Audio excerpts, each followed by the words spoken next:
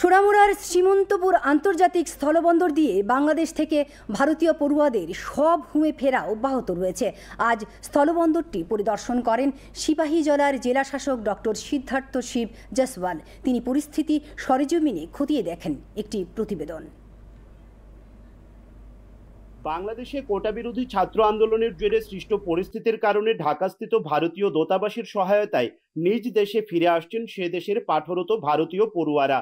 শ্রীমন্তপুর আন্তর্জাতিক স্থলবন্দরে উপস্থিত থেকে প্রতিদিন আগত ছাত্রছাত্রীদের স্বাগত জানাচ্ছেন বিএসএফ ল্যান্ড পোর্ট অথরিটি সহ সোনামুড়া মহকুমা প্রশাসনের আধিকারিকরা। সরকারিভাবেই গাড়ি যোগে তাদের পৌঁছে দেওয়া হচ্ছে আগরতলায়। আজ শ্রীমন্তপুর স্থলবন্দরে এই প্রক্রিয়া পরিদর্শন করেন সিপাহীজলা জেলার জেলাশাসক সিদ্ধার্থ শিব জসওয়াল।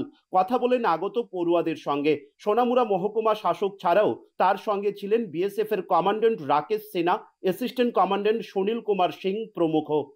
अभी तक क्यूमुलेटिवली देखा जाए तो संडे से लेकर अभी तक 493 स्टूडेंट्स टोटल आ चुके हैं। आज के दिन में भी अराउंड 18 स्टूडेंट्स आ चुके हैं। We have arranged for the transport from Srimantapur to Agartala. Agartala में भी ट्रांजिट में we have arranged for the accommodation. Everything is in line. We are not facing any problem as far as the documentation. हम लोग constant touch में हैं, किसी को भी किसी भी प्रकार की असुविधा ना हो।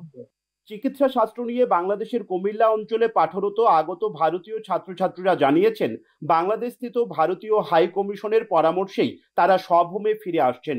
As I told Indian High Commissioner, Assistant High Commissioner Dr. Rajiv Ranjan खुद मेरे साथ कांटेक्ट में थे। ही इज टेकिंग रिपोर्ट्स हर 2-2 घंटे पर।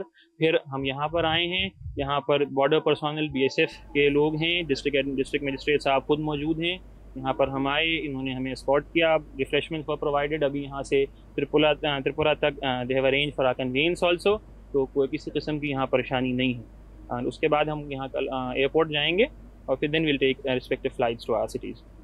এখনো পুরোপুরি স্বাভাবিক হয়নি বাংলাদেশের পরিস্থিতি। আজও কুমিল্লা সহ বিভিন্ন অঞ্চলের যারা মেডিকেল পড়ুয়া ছাত্রছাত্রী ভারতের রয়েছেন তারা শ্রীমন্তপুর আন্তর্জাতিক স্থলবন্দরকে ব্যবহার করে স্বভূমে ফিরে আসছেন। কবে খুলবে তাদের কলেজ এখনো জানা নেই তাদের। সোনামুড়ার শ্রীমন্তপুর আন্তর্জাতিক স্থলবন্দর থেকে আমি অভিজিৎ বর্ধন, দূরদর্শন সংবাদ, ত্রিপুরা।